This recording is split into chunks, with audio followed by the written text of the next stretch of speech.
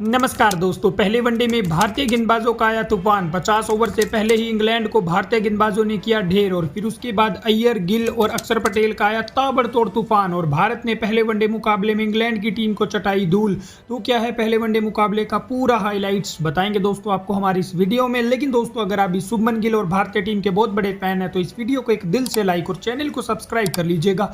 Video का like target केवल 200 likes है।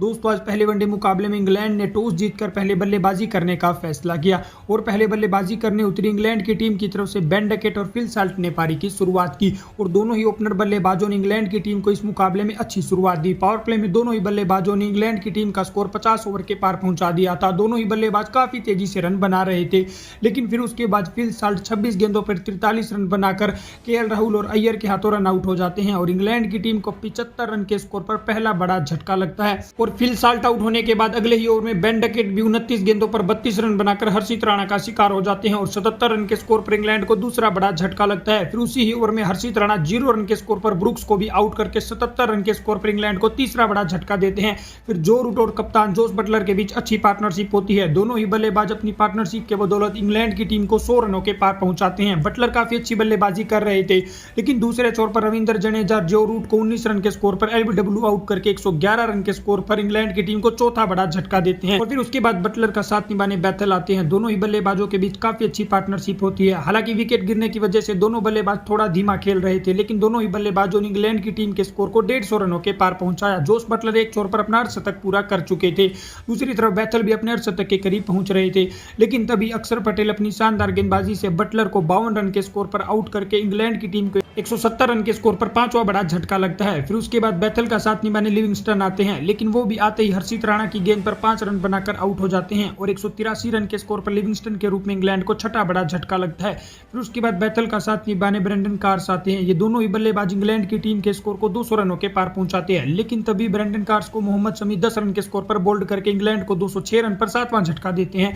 फिर उसके बाद दूसरे छोर पर बैथल अच्छी बल्लेबाजी करके अपना अर्धशतक पूरा करते हैं, लेकिन अर्धशतक के बाद रविंद्र जडेजा की गेंद पर वो भी 51 रन पर आउट हो जाते हैं और 220 रन पर इंग्लैंड की टीम के 8 विकेट गिर जाते हैं। फिर अंत में आदिल राशिद और जोफ्रा आर्चर के बीच शानदार पार्टनरशिप होती है। ये दोनों ही बल्लेबाज इंग्लैंड की टीम के स्कोर को 240 रनों के पार पहुंचाते हैं, लेकिन तभी आदिल राशिद 8 रन पर आउट हो जाते हैं और फिर उसके बाद साकिब महमूद भी 2 रन के स्कोर पर कुलदीप यादव का शिकार हो जाते हैं और इंग्लैंड की टीम 248 रन के स्कोर पर 47.4 ओवर में ऑल आउट हो जाती है। और भारत की तरफ से इस मुकाबले में रविंद्र जडेजा ने और वहीं हर्षित राणा ने सबसे ज्यादा 3-3 विकेट चटकाए। उसके अलावा अक्षर पटेल, कुलदीप यादव, मोहम्मद शमी को एक विकेट मिला। जवाब में 249 रनों के लक्ष्य का पीछा करने उतरी भारतीय टीम की तरफ से जायसवाल और रोहित शर्मा ने पारी की शुरुआत की, लेकिन इन दोनों बल्लेबाजों की शुरुआत इस मुकाबले में बेहद ही खराब रही, क्योंकि जोफ्रा आर्चर ने पहले तो 22 गेंदों पर 15 रन के स्कोर पर जायसवाल को आउट करके भारत को 19 रन के स्कोर पर पहला बड़ा झटका दिया। फिर उसके बाद अगले ही ओवर में रोहित शर्मा भी महमूद की गेंद पर 2 रन बनाकर कैच आउट हो जाते हैं और 19 रन पर भारत को दूसरा बड़ा झटका लगता है। फिर उसके बाद शुभमन गिल और श्रेयस अय्यर के बीच शानदार पार्टनरशिप होती है। श्रेयस अय्यर आते ही ताबड़तोड़ अंदाज में बल्लेबाजी कर रहे थे, लग रहा था कि वो वनडे नहीं T20 मुकाबला खेल रहे हैं। हालांकि दूसरे छोर पर गिल थोड़ी सी धीमी बल्लेबाजी कर रहे थे और दोनों ही बल्लेबाजों ने अच्छी बल्लेबाजी करते हुए भारतीय टीम के स्कोर को 50 रनों के पार पहुंचाया। पावर प्ले इन दोनों बल्लेबाजों ने भारतीय टीम का अच्छा कर दिया था। फिर उसके बाद ये दोनों बल्लेबाज और तेजी से रन बनाते हैं और भारतीय टीम के स्कोर को 100 रनों के पार पहुंचाते हैं। श्रेयस अय्यर ताबड़तोड़ अंदाज में अपना अर्धशतक पूरा करते हैं, लेकिन अर्धशतक लगाने के बाद वो 59 रन के स्कोर पर जोकब बैथल की गेंद पर आउट हो जाते हैं और 113 रन के स्कोर पर भारत को यहाँ पर तीसरा बड़ा झटका लगता है।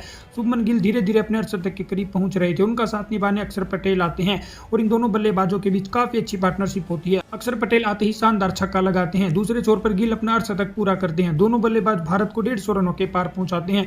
उसके बाद दोनों बल्लेबाज और तेजी से रन बनाने शुरू करते हैं और दोनों ही बल्लेबाज अपनी बल्लेबाजी से भारतीय टीम को 200 रनों के पार करके अपनी पार्टनरशिप को भी 100 रनों का कर लेते हैं।